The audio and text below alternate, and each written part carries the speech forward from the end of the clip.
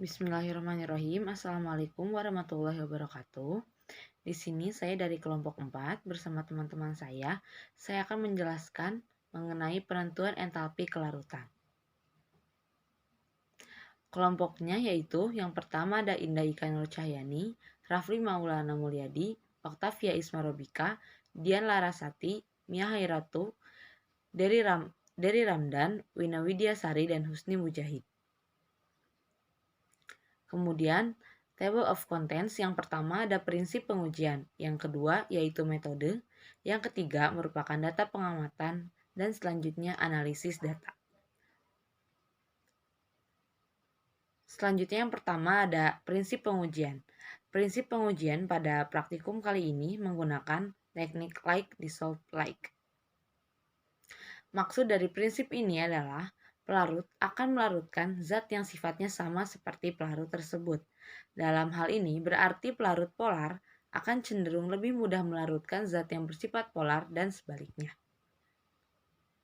Prinsip dasar dari pengukuran secara AAS ini adalah proses penguraian molekul menjadi atom dengan bantuan energi dari api atau listrik. Atom yang berada dalam keadaan dasar bisa menyerap sinar yang dipancarkan oleh sumber sinar. Pada tahap ini, atom akan berada pada keadaan tereksitasi. Sinar yang tidak diserap oleh atom akan terus dipancarkan dan dipancarkan pada detektor. Kemudian diubah menjadi sinyal yang terukur panjang gelombang sinar tergantung pada konfigurasi elektron dari atom, sedangkan intensitasnya bergantung pada jumlah atom dalam keadaan dasar. Selanjutnya akan dijelaskan oleh rekan saya. Ya, yang kedua adalah metode pengujian, yang dimana yang pertama itu pembuatan larutan NaOH 0,5N. 5,00 gram NaOH ditimbang dan dimasukkan ke dalam gelas piala dan ditambahkan 25 ml air suling, kemudian diaduk hingga homogen.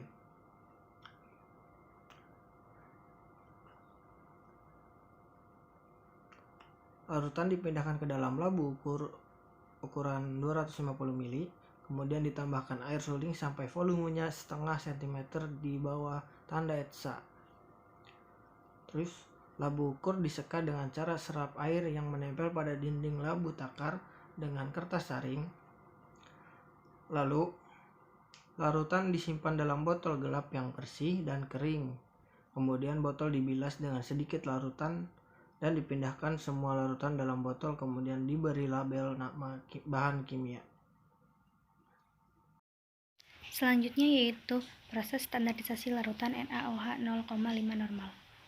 Proses standarisasi larutan NaOH 0,5 normal dilakukan dengan mempersiapkan buret, lalu buret dibilas dengan aqueous dan sedikit larutan NaOH 0,5 normal. Selanjutnya, buret dipasang pada statif dan buret diisi dengan larutan NaOH 0,5 normal dengan menggunakan corong. Kemudian volume buret ditetapkan pada skala 0,0 mili dan pastikan tidak ada gelembung udara di bagian bawah buret. Selanjutnya, larutan NaOH yang menempel pada dinding dalam buret diseka dengan kertas saring. Selanjutnya, asam oksalat dihidrat ditimbang sebanyak 630 mg dengan menggunakan gelas arloji dan kemudian dipindahkan ke dalam Erlenmeyer 250 ml. Lalu gelas arloji dibilas sebanyak 3 kali dengan 25 ml aqueous dan digojok dengan hati-hati. Kemudian ditambahkan 2 tetes indikator PP, lalu dititrasi dengan larutan NaOH 0,5 normal. Selanjutnya diamati perubahan warna yang terjadi dan dicatat volume NaOH. Dan titrasi ini diulangi sebanyak 3 kali, kemudian ditentukan konsentrasi larutan NaOH dengan tepat. Jenuh disiapkan, kemudian dimasukkan ke dalam tabung reaksi dan ditambahkan sedikit demi sedikit kristal asam oksalat sambil diaduk dengan magnetic stirrer. Kemudian buret yang telah diperiksa atau disiapkan dibilas dengan aqueous dan sedikit larutan NaOH 0,5N. Lalu buret pada statif dipasang. Kemudian dititrasi dan larutan NaOH yang menempel pada dinding dalam buret diserap dengan kertas saring secara hati-hati. Kemudian larutan jenuh diambil sebanyak 1,00 ml dan dimasukkan ke dalam Erlenmeyer dan ditambahkan 2 tetes indikator PP. kemudian dititrasi dengan NaOH 0,5N sampai terjadi perubahan warna. Titrasi diulang sebanyak 3 kali. Langkah-langkah tersebut kemudian diulangi untuk suhu 0,20 derajat atau 15 derajat dan 10 derajat Celcius. Selanjutnya yaitu data pengamatan. Untuk data pengamatan, tabel 1 berisi mengenai data standarisasi, yang mana pada data standarisasi ini berisi 3 kali pengulangan titrasi dari asam oksalat. Untuk titrasi yang pertama, menggunakan asam oksalat sebanyak 630 mg dengan menghasilkan volume titrasi sebesar 19,83 mili. Untuk titrasi yang kedua, menggunakan massa asam oksalat 630 mg dengan menghasilkan volume titrasi NaOH sebanyak 19,80 mili. Dan untuk titrasi yang ketiga, menggunakan 630 mg asam oksalat dengan menghasilkan volume titrasi NaOH sebanyak 19,81 mili. Sehingga dari data ketiga titrasi tersebut diperoleh rata-rata titrasi volume NaOH sebanyak 19,8133 mili. Kemudian tabel 2 berisi mengenai data entalpi kelarutan, yang mana data entalpi kelarutan ini berisi data-data berupa hasil titrasi dari beberapa temperatur yang digunakan. Yang keempat ialah analisis data. Yang pertama ialah standarisasi larutan NaOH 0,5 normalitas. Pada tabel terlihat massa asam oksalat sebesar 0,63 gram dengan volume NaOH yaitu sebesar 0,01981 liter. Untuk mencari grek asam oksalat yakni didapat 0,63 gram dibagi 126 gram per mol.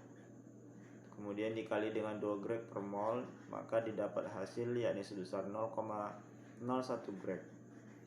Kemudian untuk mencari normalitas NaOH yakni 0,01 grek dibagi dengan 0,01981 liter, maka didapatkanlah hasil 0,5048 normalitas. Selanjutnya untuk penentuan kelarutan asam oksalat. 2NaOH plus H2C2O4 menghasilkan Na2C2O4 plus 2H2O. Titik kesetaraan grek NaOH setara dengan grek H2C2O4. Untuk mencari grek NaOH dengan normalitas NaOH kali volume titrasi. Sedangkan untuk mencari mol H2C2O4 dengan grek H2C2O4 dalam kurung grek dibagi dengan 2 dalam kurung grek per mol. Untuk mencari kelarutan dengan dalam kurung mol H2C2O4 dibagi dengan 25 gram kali dalam kurung 100 gram dibagi dengan 25 gram.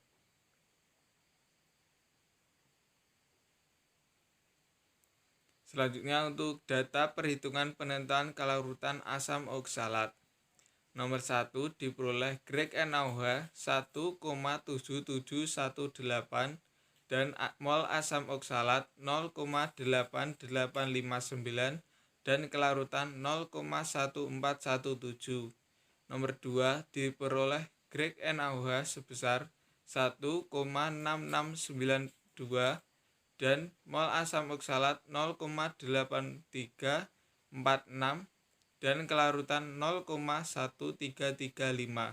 Sedangkan nomor 3 diperoleh grek NaOH sebesar 1,5632 dan mol asam oksalat 0,7816 dan kelarutan 0,1251. Sedangkan nomor 4 diperoleh grek NaOH sebesar 1,4959 dan mol asam oksalat 0,7479 dan kelarutan 0,1197.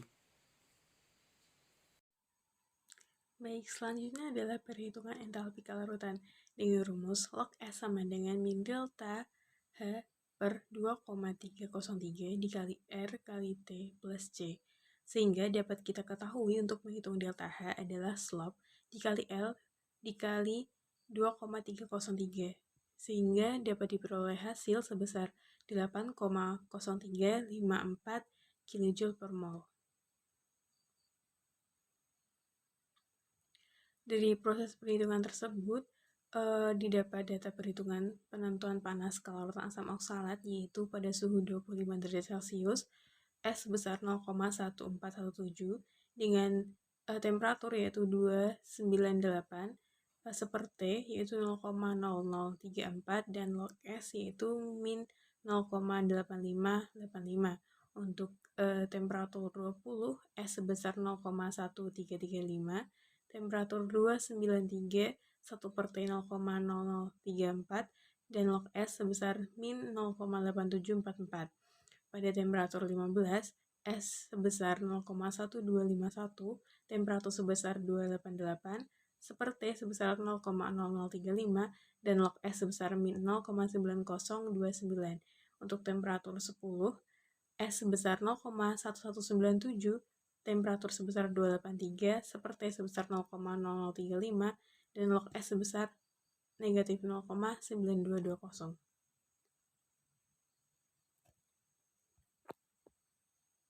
Berdasarkan tabel tersebut, maka dapat diketahui untuk grafik log S dan seperti dapat dilihat pada gambar.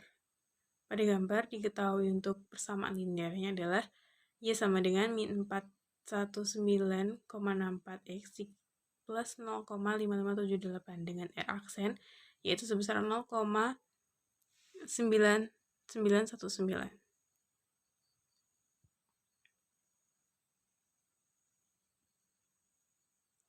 Jadi kesimpulannya adalah berdasarkan praktikum yang telah dilakukan, yaitu penentuan entalpi kelarutan didapatkan hasil delta H pelarut sebesar 8,0354 kJ per mol.